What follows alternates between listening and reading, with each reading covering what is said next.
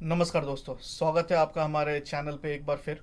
और आज हम स्टॉक मार्केट की एक और वेल्थ मैनेजमेंट कंपनी के बारे में बात करेंगे जिसका नाम है आनंद राठी। और इसके Q2 FY25 के रिजल्ट, उनकी स्ट्रैटेजी और फ्यूचर आउटलुक के बारे में डिटेल में डिस्कस करेंगे। अगर आप हमारे चैनल पर नए हैं तो सब्सक्राइब करना ना भूलें और बेल आइकन को दबाएं ताकि आपको हमारे सारे अपडेट्स टाइम पे मिलते रहें। और आज जो मैं आनंद राठी के बारे में बात करूंगा, या सिर्फ ये जो जो भी सोर्सेज है इस इंफॉर्मेशन की, वो सारा इनके Q2 के जो ट्रांसक्रिप्टेड नोट्स हैं कॉन्फ्रेंस कॉल के, वहाँ से लिया गया है। और कहीं से भी डेटा नहीं लिया गया है। ठीक है, तो आइए हम इन पे बात करेंगे। और इन फ्यूचर भी मैं सारे ऐसे ही इन सारे Q3 कंपनीज पे, Q3 का क्वार्टर जब स्टार्ट होगा तो सारे कंपनीज के कॉन कॉल रिजल्ट्स लेके आऊँगा। सो आप प्लीज़ इस चैनल के साथ बने रहें, आपको बहुत आगे चल के बहुत सारे इंसाइट्स मिलने वाले हैं। सो चलिए चालू करते हैं। आनंद राठी एक लीडिंग, इनके बारे में थोड़ा जान लेते हैं आनंद राठी करती क्या है। हालांकि अगर आपको मालूम भी है तो थोड़ा सा बियर करें हमारे साथ।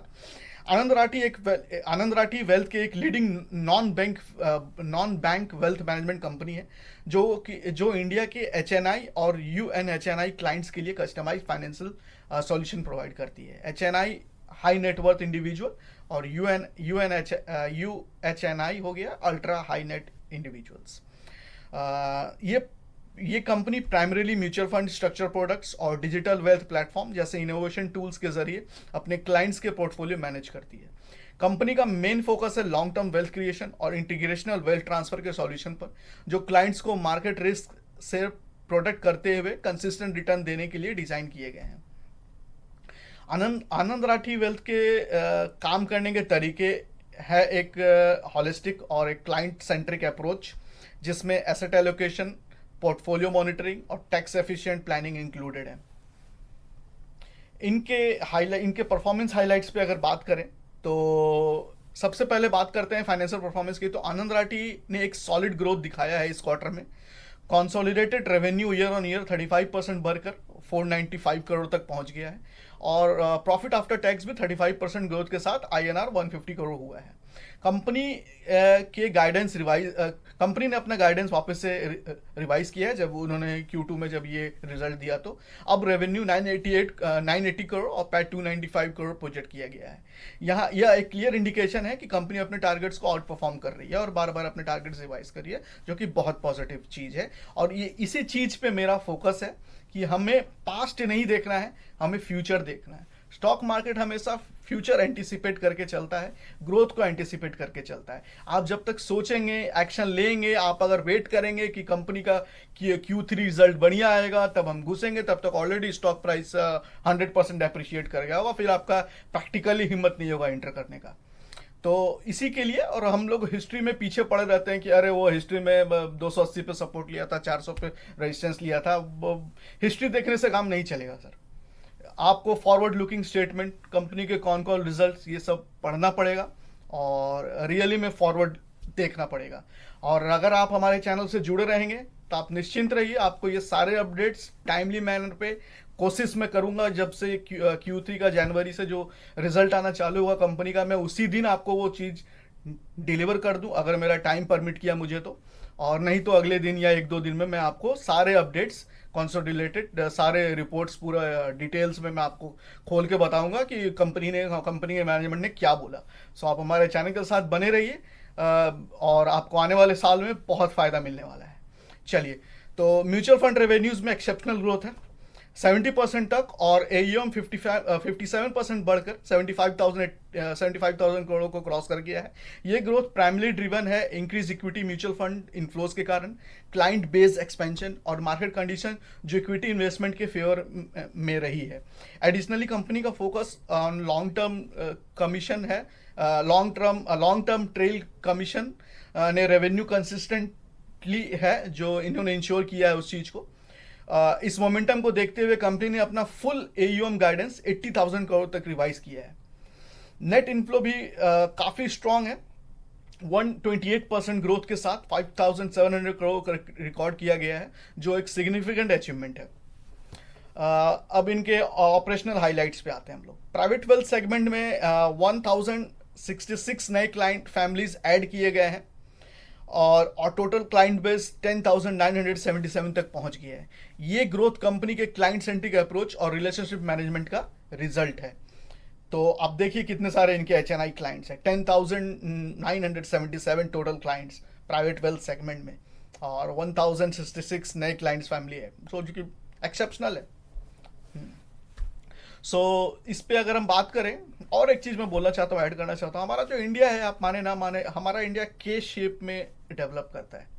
आपको के शेप तो पता ही होगा, नहीं तो अगर आप के जैसे लिखते हो तो ऊपर वाला जो है वो ऊपर वाले लाइन है जो एक सर्टन इनकम से ऊपर है, जो रिच बोलो आप उसको, HNI बोलो, और एक वो के का जो दूसरा पार्ट है जो नीचे की तरफ जाता है, जो मिडिल क्लास और बाकी सेगमेंट जो है जो डिवाइड करता है के को। तो हमें से ये जो इंडिया का के शेप है, ये पहले भी था और अभी भी बना हुआ, और तेजी से वो के का वो एंगल फ्लाई कर रहा है। ये जो फ्लाई कर रहा है, आपको उसको समझना पड़ेगा। ये जो HNIs जो बढ़ रहे हैं, बिलियनियर जो बढ़ रहे हैं, मिलियनियर जो बढ़ रहे हैं, तो ये अल्टीमेटली किन को फायदा होगा? ये इन्हीं सब कंपनीज ये फायदा उठा के लेके जाएंगी। आप बने रहिए इन सब कंपनियों के साथ। हालांकि मैं आपको ये स्टॉक लेने को बाय नहीं कर रहा हूं, मैं आपको जैसे प्रोस्पेक्टिव दे रहा हूं। आप कोई भी स्टॉक इस तरह से एनालाइज करके और आप अपने समझदारी से स्टॉक लीजिए, बट मैं एक प्रोस्पेक्ट खोल रहा हूं आपके सामने। चलिए अब नेक्स्ट इनके जो टॉपिक पे थे उस पर वापस आते हैं। अब इनके जो एट्रिशन की बात करें, RM एट्रिशन की, इनके कॉन कॉल में, इन वेल्थ मैनेजमेंट कंपनीज के कॉन कॉल में बहुत बात होती है एट्रिशन रिपोर्ट की। तो एट्रिशन क्या होता है कि RM जो होते हैं, ये HNIs और UNHNIs को फीड करिए तो देख रहे हैं। ये इनके साथ अगर कोई RM इनके कंपनी छोड़ के जाता है तो बहुत सारे वो HNI क्लाइंट्स भी छूट जाएगा आनंद राठी के। वो अगर आनंद राठी के कोई RM छोड़ के अगर मोतीलाल में जाते हैं तो वो ऑब्वियसली जो HNI क्लाइंट्स है वो उनको ब्रांड से ज़्यादा उस आदमी पे भरोसा है, क्योंकि वो उसके सारे फाइनेंशियल स्टेटस जानता है। आदमी अब हम हैं, आप हैं, कोई भी अपना सारा कुछ फाइनेंशियल आप हर किसी से, किसी अनजान आदमी से डिस्कस नहीं कर सकते हैं। वो एक बेस बना हुआ होता है, एक फेथ बना हुआ होता है, जो कि अगर वो RM छोड़ के जाता है किसी कंपनी को तो वो अपने साथ कुछ क्लाइंट्स को भी, HNI क्लाइंट्स को भी लेके चला जाता है।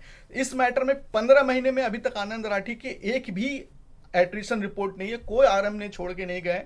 इसके मतलब है कि कंपनी अपनी एम्प्लॉय रिटेंशन में भी बहुत ही शानदार काम कर रही है, और किसी भी RM अभी तक ने कंपनी नहीं छोड़ा है। तो ये बहुत ही एक्सेप्शनल अचीवमेंट है इस कंपनी के लिए। डिजिटल वेल्थ बिजनेस में काफ़ी प्रॉमिसिंग लग रहा है। यहाँ AUM 32% बढ़ा है और क्लाइंट की संख्या 22% ग्रोथ के साथ 5454 पहुंच गई है। SAS based omni financial advisor, OFA इनका एक प्लेटफॉर्म है जो इनको बहुत कंट्रीब्यूट करता है टॉप लाइन में। वो उसका भी परफॉर्मेंस नोटवर्दी है, और जिसमें 6188 सब्सक्राइबर है और प्लेटफॉर्म एसेट 1.55 लाख करोड़ तक पहुंच गए हैं। अब इनका कुछ फोकस एरिया पे हम लोग बात करते हैं। आनंद राठी वेल्थ का एक यूनिक अप्रोच है एसेट एलोकेशन और पोर्टफोलियो डाइवर्सिफिकेशन में। स्ट्रक्चरल प्रोडक्ट्स और म्यूचुअल फंड के बीच एक बैलेंस मेंटेन किया जाता है, जो क्लाइंट्स के पोर्टफोलियो को स्टेबल और रिस्क एडजस्टेड बनाता है। म्यूचुअल फंड मॉडल पोर्टफोलियो का अल्फा जनरेशन भी काफ़ी इंप्रेसिव है इस कंपनी का। पिछले फाइनेंशियल ईयर में मॉडल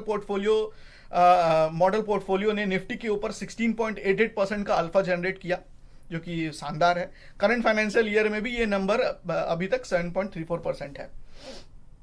स्ट्रक्चरल प्रोडक्ट्स में शार्पी रेशियो 1.93 रहा है, जो उनके इन्वेस्टमेंट अप्रोच की एफिशिएंसी और को हाईलाइट करता है। ये रेशियो इंडस्ट्रियल एवरेज से काफ़ी ऊपर है, जो लगभग 1 के आसपास होता है बाकी कंपनीज में। इसका मतलब है कि आनंद राठी ने स्ट्रक्चरल प्रोडक्ट्स ना सिर्फ कंसिस्टेंट, इनके स्ट्रक्चरल प्रोडक्ट जो है ना कि कंसिस्टेंट रिटर्न देते हैं, बल्कि मार्केट को रिस्क एडजस्टेड रिटर्न भी काफ़ी अच्छा देते हैं। अब कंपनी के फॉरवर्ड आउटलुक्स पे आते हैं, और इसके लिए मैं एक PPT खोलता हूँ आपको, इन्होंने जो PPT गाइडेंस में दिया था। अब बात करते हैं इनके फ्यूचर प्लान्स की। मैनेजमेंट ने अपने टारगेट रिवाइज किए हैं और कॉन्फिडेंट है कि 80,000 करोड़ का AMU भी अचीव कर लेंगे। इसका मतलब है कि कंपनी काफ़ी एग्रेसिव अपने ग्रोथ और एक्सपेंशन के लिए तैयार है।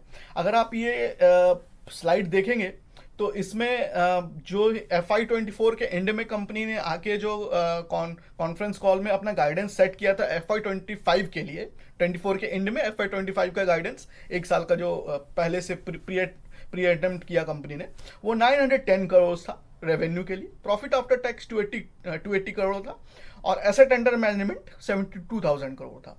ये तीन मेजर इनके हाईलाइट्स थे। इन वेल्थ मैनेजमेंट कंपनीज के लिए यही तीन इंपॉर्टेंट भी हैं। तो H1 में अभी तक, क्योंकि Q2 का FY25 का रिजल्ट आया, सो 2 क्वार्टर हो गए, सो H1 हो गया वो। सो 2 क्वार्टर्स में अभी तक कंपनी ने क्या किया, उन्होंने बोल तो दिया कि हम 910 करेंगे, 280 करेंगे, 72 करेंगे। अब उन्होंने अचीव कितना किया, चलिए देखते हैं। सो अब H1 में ही उन्होंने 495 अचीव कर लिया रेवेन्यू में, प्रॉफिट आफ्टर टैक्स 150, और एसेट अंडर मैनेजमेंट 75,000 करोड़ कर लिया। सो इन्होंने ये टारगेट को अब कितना अचीव किया, इन्होंने 54% अचीव कर लिया इनका रेवेन्यू का, 53% प्रॉफिट आफ्टर टैक्स का अचीव कर लिया। अब इन्होंने रिवाइज गाइडेंस दिया, ये जो कि बहुत ही इंपॉर्टेंट है, और ये सब चीज़ें आपको बाहर हिस्टोरिकल चार्ट वार्ट पे नहीं मिलेगा। ये जब तक आप कंपनी के अंदर डिग नहीं करेंगे, आपको ये सब इंफॉर्मेशन नहीं मिलेगा। सो रिवाइज गाइडेंस आप देखिए, अब इन्होंने बढ़ा के 980 कर दिया, जो 910 था, 280 को बढ़ा के अब 295 कर दिया, और AUM 72 की जगह 80,000 कर दिया। सो ये था इनका गाइडेंस का। तो कंपनी का फोकस इंटीग्रेशनल वेल्थ क्रिएशन पर है, जो HNI और UHNI क्लाइंट्स के लिए एक बहुत इंपॉर्टेंट एक्सपर्ट है। एक एग्जांपल के तौर पे, एक प्रोमिनेंट क्लाइंट फैमिली जो पिछले 10 सालों में कंपनी के साथ है, उनके इन्वेस्टमेंट का स्ट्रैटेजिक रीअलाइनमेंट किया गया था, ताकि उनके नेक्स्ट जनरेशन को फाइनेंशियल क्लैरिटी और स्टेबिलिटी मिल सके। इस अप्रोच ने ना सिर्फ पोर्टफोलियो परफॉर्मेंस इंप्रूव किया, बल्कि इन्होंने अपना सारा वेल्थ मैनेजमेंट आनंद राठी के ट्रस्ट में दे दिया। सो ये है इनका ट्रस्ट जो पीछे से चल रहा है HNI और UNHNI के साथ। सो ये जाहिर है, इन्होंने अगर पास्ट में इतने पुराने क्लाइंट्स को अगर प्रूफ किया है, हैप्पी किया है, तो वो माउथ टू माउथ इफेक्ट भी होता है, वो माउथ टू माउथ इफेक्ट का भी फ़ायदा इनको आने वाले टाइम में मिलेगा। सो अब इनके कुछ छोटे मोटे चैलेंजेस के बारे में बात कर लेते हैं। मार्केट वोलेटिलिटी और यील्ड कंप्रेशन को एड्रेस करना एक बड़ा चैलेंज है। इन्होंने अपने Q2 में किसी ने सवाल पूछा था, उस पर इन्होंने बोला, पिछले साल जब निफ्टी Q1 FY23 में लगभग 9.6 की गिरावट हमने देखी थी, तब आनंद वेल्थ का प्रॉफिट ईयर ऑन ईयर 33.6% से ग्रो किया। इसका मतलब है कि कंपनी का बिजनेस मॉडल मार्केट से अच्छा है और वोलेटिलिटी का इम्पैक्ट इफेक्टिवली हैंडल कर पाती है। स्ट्रक्चरल प्रोडक्ट्स और म्यूचुअल फंड के बीच एसेट एलोकेशन का कांस्टेंट रीअलाइनमेंट एक डायनेमिक प्रोसेस है। ये क्लाइंट्स के पोर्टफोलियो को मार्केट कंडीशन के हिसाब से ऑप्टिमाइज करती रहती है। कंपटीशन काफ़ी तेज बढ़ रही है इस सेगमेंट में भी, specially domestic wealth management boutiques में। आनंद राठी वेल्थ का एक स्ट्रॉन्ग रिसर्च बैक्ड अप्रोच है और सुपीरियर क्लाइंट सर्विस है, उनको कंपटीशन से एक एज दे रहा है। अब कंपनी का जो जीरो रिग्रेट एट्रिशन है रेट को मेंटेन करने की वजह से एक स्टेबल और एक्सपीरियंस टीम बनी हुई है आनंद राठी में, और रिलेशनशिप मैनेजर्स को एक कंसिस्टेंट बोनस स्ट्रक्चर प्रोवाइड किया गया है, जो कि पिछले 18 सालों से अनचेंज्ड है, जिसके कारण RM इनके टिके हुए हैं।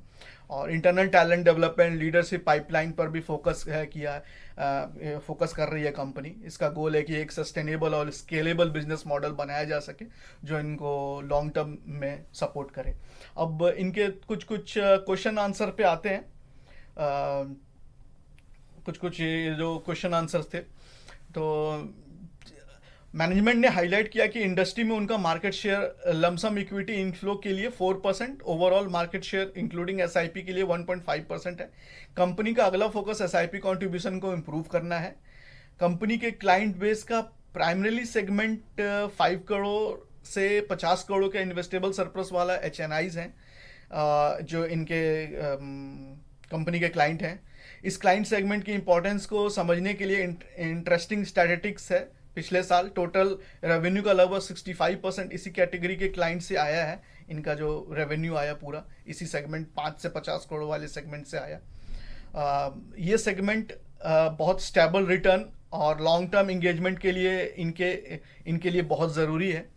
ये एक हाईली ल्यूक्रेटिव सेगमेंट है, जिसमें आनंद राठी वेल्थ अपने शार्प एनालिटिक और कस्टमाइज सॉल्यूशन के जरिए डोमिनेट कर रही है। सो ये था इनका कुछ क्वेश्चन थे, उनके इन्होंने आंसर्स दिए थे जो कि मैंने बोला। और तो दोस्तों आनंद राठी वेल्थ Q2 परफॉर्मेंस के फॉरवर्ड आउटलुक काफ़ी इंप्रेसिव लगते हैं। इनके strategic initiative, client centric approach और रिसर्च बैक इन्वेस्टमेंट दोनों एक स्ट्रांग पोजीशन पे लाकर इनको खड़ा कर दिया है। क्या आपको लगता है कि इस कंपनी अपने एग्रेसिव ग्रोथ प्लान को अचीव कर पाएगी? कमेंट सेक्शन में अपना थॉट शेयर करें, और आपको वीडियो इन्फॉर्मेटिव लगा तो प्लीज़ लाइक करें और हमारे साथ बने रहें। और ये कुछ उनके स्लाइड्स हैं, और जो जैसा कि मैंने आपको वर्बली सब सारा कुछ बता दिया, ये स्लाइड्स मैं अपने डिस्क्रिप्शन बॉक्स में भी डाल दूंगा। अगर किसी को रीड करके पढ़ना हो तो आप इसे बिल्कुल पढ़ सकते हैं। चलिए इसी बात पे वीडियो को एंड करते हैं, मिलते हैं फिर नेक्स्ट वीडियो में। Thank you for watching.